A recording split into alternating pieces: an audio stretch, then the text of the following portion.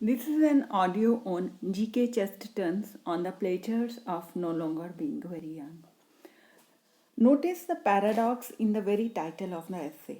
Something is not existing, no longer there, but providing pleasure.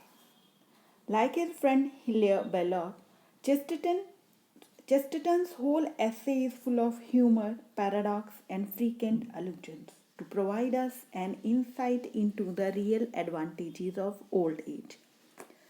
Written after the Great Depression of 1930, this essay is a defense of the gravity and validity of the old age. This essay has a scholarly tone as he proves his point with classical, biblical, historical, and literary allusions. In the first place, old age stands for wisdom. He refutes this myth because men never grow wise. And many old men retain a very attractive childishness and cheerful innocence. Elderly people are often much more romantic than younger people and sometimes even more adventurous, having begun to realize how many things they don't know. Old age, which is second childhood, realizes things to be growing younger, fresher, and more lively. We begin to see significance in all the traditions, institutions, maximums, and codes of manner.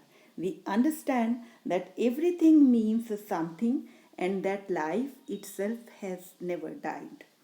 Proverbs like fortune is fickle, riches takes to themselves wings and fly, power can depart suddenly from the powerful, sounded stale and made no appeal to reason to people in their young age. But after the instances of America's downfall, Wolsey's denigration, fall of Napoleon, disintegration of the Roman and Spanish Empire, the truth of these proverbs appear to dawn on a person in old age. Chesterton also highlights another paradox of that kind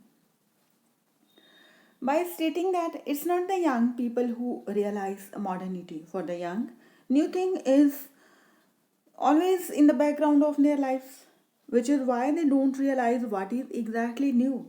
It's the old who can understand the transition and the real meaning of modernity. They have seen the world moving the other way. The essay is bound to delight readers due to its originality of expression and the way in which it points out a change in the viewpoint.